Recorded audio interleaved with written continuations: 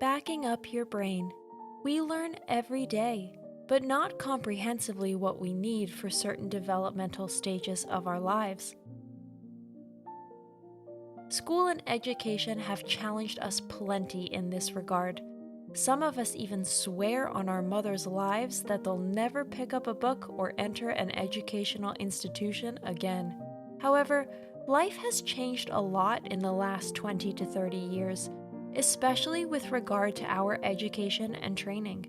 While the generations of our grandparents and parents were largely loyal to the same company or business for life, nowadays, any professional commitment that lasts shorter or longer than 2 to 3 years is a suspicious minus point on the resume. The trend is clearly toward lifelong learning.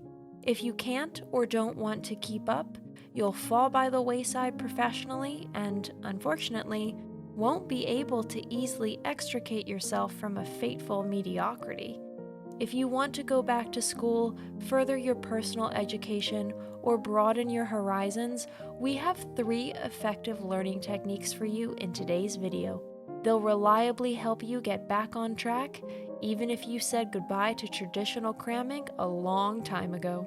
If you like our videos, please feel free to support us with a thumbs up, subscribe to Psychology in Mind, activate the bell for notifications, and get excited for new videos uploaded every day.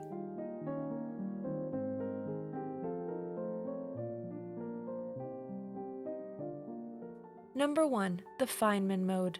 This learning technique supposedly lets us learn 4 times faster than any other. We have the physicist Richard Feynman to thank for this turbo principle, who received a Nobel Prize in 1962 together with 2 other research colleagues for his ingenious work. The special feature of this learning approach is the distinction between a mere memorization of the material and its actual understanding. The Feynman learning mode was designed for learning in a group. However, you can play through the individual steps just as well on your own. The steps are as follows.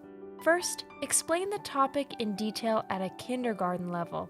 The first step of the Feynman technique is to explain the subject, imaginary or real, to a completely ignorant audience without any prior knowledge of the subject. This is really about explaining complex issues such as the Cold War, relativity, or expressionism in your own words as simply as possible. Secondly, note down what is unclear. As we make these remarks, we are sure to notice 1 or 2 details that are not present to us. Make notes of what information you still need to track down on this topic. Third, fill in the knowledge gaps immediately. Follow up by filling in the knowledge gaps immediately. At this point, go through all the passages point by point that have not yet been answered sufficiently. Fourth, explain the topic again in detail. Now this learning technique starts again at the first point. You explain the subject again to yourself or to your imaginary audience. If you can present it completely, very good. If not, the Feynman technique starts again from the beginning until not a single audience question remains unanswered. In this way, you practically guarantee yourself that you have actually understood what you have learned, and not just duly memorized it. Number 2. The Pomodoro Principle. If you can still remember those alarm clocks in tomato form, in Italian, Pomodoro, you will immediately know where the Pomodoro Principle got its melodious name. It was invented by the Italian author Francesco Cirillo. The strength of this learning technique depends on the time allotted to the various sections. In a nutshell, cramming according to the Pomodoro Principle is done in 4 simple steps. First, you set your learning goal in writing, using paper and pencil. Second, you study for 25 minutes with concentration and without distraction. Third, you take a 5-minute break. Fourth, you receive a reward for your effort. This learning technique focuses on efficiency, but at the same time takes into account that our brains are only capable of full concentration for a relatively short period of time. In addition, this method focuses on the fact that more frequent breaks make our brain more receptive to new things. The necessary tools such as pencil, paper, and a kitchen timer are deliberately chosen to be simple. On the one hand, they are available in practically every household and are extremely user-friendly. On the other hand, they do not distract us from the actual task. To formulate a concrete learning goal in advance is the duty we impose on ourselves. With a clear goal in mind, everything becomes easier. The 25 minutes of concentrated learning are then a feasible challenge to our self-discipline. This is where one of the strengths of this method lies dormant. No distractions, no multitasking. It is really only a matter of internalizing this one chapter, this one section for this one topic as well as possible in 25 minutes. When the kitchen alarm clock then announces the end of the learning unit, we have earned a 5-minute break. We can use this time as we wish. The important thing is that our brain is not challenged anymore during this time. Open a window, do some stretching exercises, or take a quick walk around the block because the clock keeps ticking. After those 5 minutes, you get to treat yourself to a reward for your effort and consistency. The reason the reward principle works so well is because we use the tactic of positive reinforcement here. Our brain not only remembers what we have learned, but also registers that the effort is followed by a reward.